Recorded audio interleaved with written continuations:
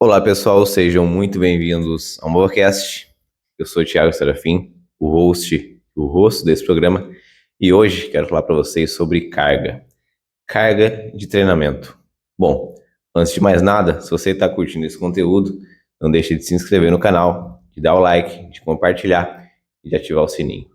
Lembrando que nós estamos também nas plataformas de áudio como Spotify, Apple Podcast, Deezer, Google Podcast e Amazon Music.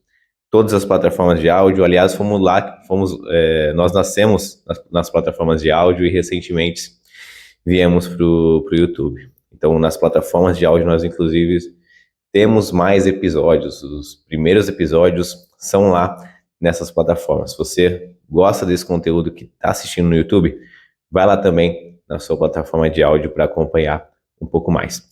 Não deixe de avaliar, afinal de contas, isso me dá um feedback a respeito de o que vocês estão achando dos programas para poder melhorar ou para poder seguir com algumas coisas. Se você quiser dar algum feedback de maneira mais pessoal, pode ir no meu Instagram, no Instagram do MovaCast, que a gente está aberto à opinião e, inclusive, sugestões de temas que vocês também podem dar para a gente. Bom, hoje eu quero falar sobre carga de treinamento. Quando eu falo sobre treinamento, às vezes alguns colegas de outras áreas da nossa profissão da saúde podem se sentir um pouco incomodados, principalmente os colegas ligados a profissionais de educação física. Poxa, fisioterapeuta falando de treinamento, fisioterapeuta falando de como treinar, de como deve ser uma periodização. Bom, não quero que vocês se sintam ofendidos em respeito a isso. Na verdade, sempre foi uma deficiência muito grande da nossa profissão, da grade curricular dos profissionais de fisioterapia, e muito devido a isso, eu sempre estudei demais esse tema. Sempre foi uma curiosidade minha, sempre fiquei na expectativa de encontrar isso durante a graduação, acabei não encontrando. Então, de forma autônoma, vamos dizer assim, né, de forma onde a gente consiga estudar por si só, a gente vai buscando.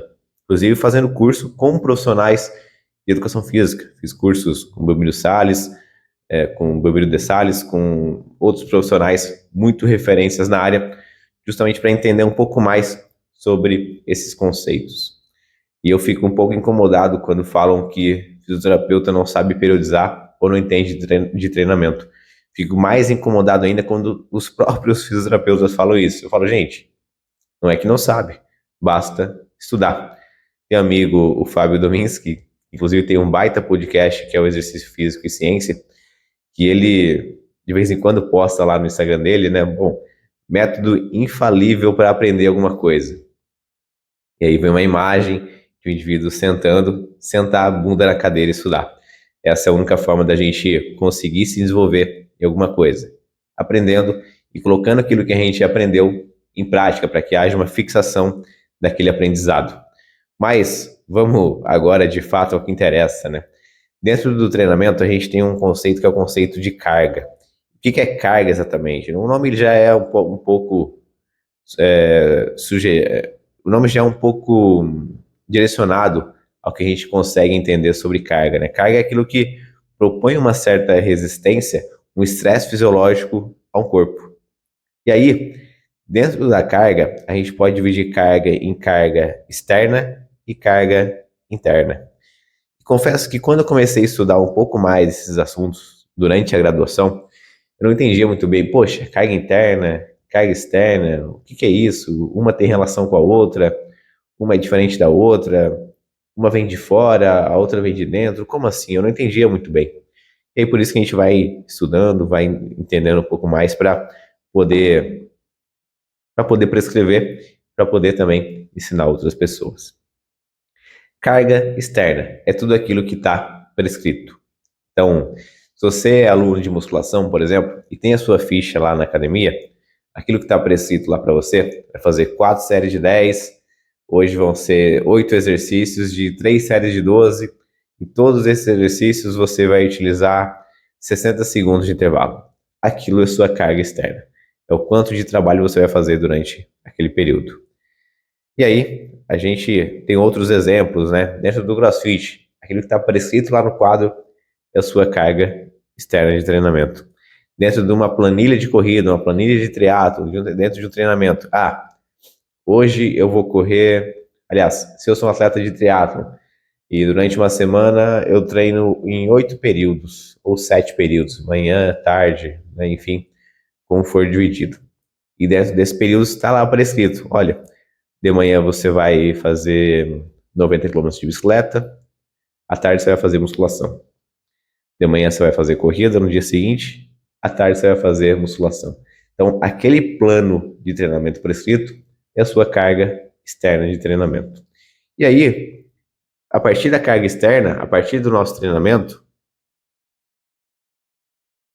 a partir disso, a gente vai começar a ter respostas fisiológicas ao treinamento. E essas respostas que a gente chama de carga interna. Então, é como o nosso corpo responde àquela carga externa proposta. Quer um exemplo de carga interna? Talvez um exemplo conhecido e mais utilizado seja frequência cardíaca. E os relógios medem em tempo real a carga interna de treinamento. Seja com frequência cardíaca, seja com saturação de O2, que alguns relógios também medem, não de maneira tão precisa, mas é uma variável também importante dentro das cargas internas. Outros exemplos de carga interna de treinamento: pressão arterial é um exemplo de carga interna. A gente tem também a nossa percepção subjetiva de esforço, e aí é preciso que o indivíduo entenda da percepção subjetiva de esforço para que ela se torne uma medida realmente fidedigna. Porque às vezes o indivíduo não tem muita percepção do esforço dele, ele tem uma percepção um pouco alterada. Então a resposta dele e a nossa prescrição de exercício ou monitoramento daquela carga vai ficar mais dificultoso se ele não entendeu como que funciona exatamente. E a carga interna, eu estou falando de cargas internas durante o exercício, mas pós-exercício a gente pode também averiguar dia seguinte, então averiguando o quê? A percepção do indivíduo de recuperação, a percepção do indivíduo de fadiga no dia seguinte, no momento do pré-treino, que isso vai dar sinais de quê? De que talvez, se esse indivíduo não está conseguindo se recuperar, aquela carga externa proposta pela gente durante o treinamento está muito exagerada, ou o processo dele de recuperação precisa ser otimizado. Por exemplo, medidas que a gente consegue verificar através, medidas de carga interna que a gente consegue verificar, que nos dão sinais de dificuldade de recuperação. Um é a percepção do atleta de recuperação, outros sinais são sinais mais inflamatórios, aí é necessário coletas de sangue, como proteína CK, algumas interleucinas.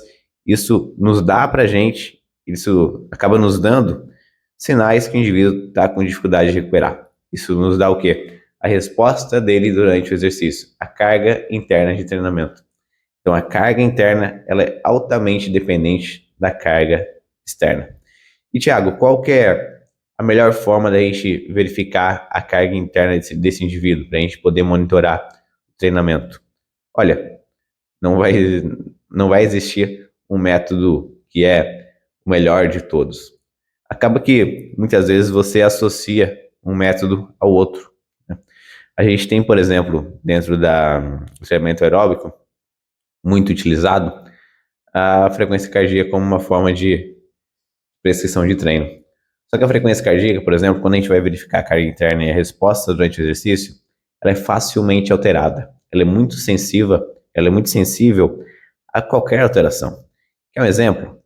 Se eu estou indo treinar, daqui a pouco eu vou treinar. Se durante o momento que eu desço aqui da garagem e vou em direção à academia, eu vejo uma cena, eu quase sofro um acidente. Isso já vai aumentar os meus níveis de estresse. A minha frequência cardíaca provavelmente vai aumentar. Eu já vou chegar com sinais já alterados durante o treinamento. Nesse momento, eu estou tomando café. Dependendo da quantidade de café que eu tomo antes do treino, minha frequência cardíaca já aumenta. Eu estou falando para mim, mas isso serve para várias pessoas, né? Algumas pessoas são mais sensíveis à cafeína. Se eu resolvo testar algum pré-treino hoje, a minha frequência cardíaca já pode mudar, pode alterar facilmente. Então, a frequência cardíaca, apesar de ser muito utilizada, ela muitas vezes é uma análise mais secundária de treinamento, né?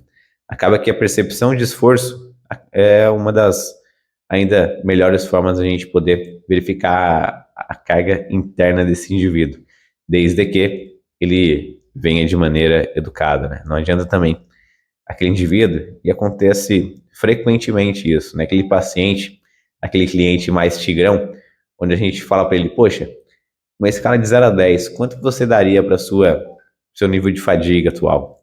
Ele vai lá e dá 3. Mas você vê que a frequência respiratória dele está lá em cima, a frequência cardíaca dele está muito alta, que ele não está conseguindo falar durante o exercício. Isso é um sinal de que a percepção dele está alterada e a carga interna dele está muito mais alta do que ele, na verdade, está relatando. Então, conseguir unir as variáveis para chegar em e poder correlacionar para a gente chegar em um montante onde a gente consiga realmente diferenciar se esse indivíduo está sofrendo muito com aquela carga prescrita ou não, é realmente o diferencial. A gente não pode ficar muito preso a uma variável ou outra. A frequência cardíaca ela acaba sendo mais utilizada em exercícios cardiovasculares, de exigência cardiovascular, mas a musculação, por exemplo, não faz muito sentido, não tem uma grande exigência cardiovascular. Então ela acaba indo muito mais pela percepção de esforço também. E aí, né, são formas de conseguir, já em tempo real, verificando a carga interna desse indivíduo. E aí, claro, né, passou um dia, passou 2, se esse indivíduo está com dificuldade de recuperar, é uma variável, né, a percepção de recuperação, o nível de fadiga desse indivíduo é uma variável a ser analisada também. Para quê? Para poder, talvez, modificar a carga externa desse indivíduo. A mesma coisa o inverso. Se está muito fácil, a carga externa pode ser aumentada em algumas vezes. Bom, pessoal, esse foi o nosso programa de hoje. Em breve, quero montar uma aula aqui um pouco mais específica, entrando um pouco mais em alguns temas lá no canal do YouTube para a gente poder falar mais sobre carga interna, carga externa, monitoramento de sessão de treino, monitoramento de sessão de tratamento, para poder otimizar isso e poder aprofundar um pouco mais esse assunto. Se você gostou desse conteúdo, não deixe de se inscrever no canal, dar o like, compartilhar e ativar o sininho. Se você quer essa aula, dá o like e comenta aí embaixo. Eu quero ter o feedback de vocês se vocês estão gostando desse conteúdo. Nos vemos na próxima semana. Tchau, tchau.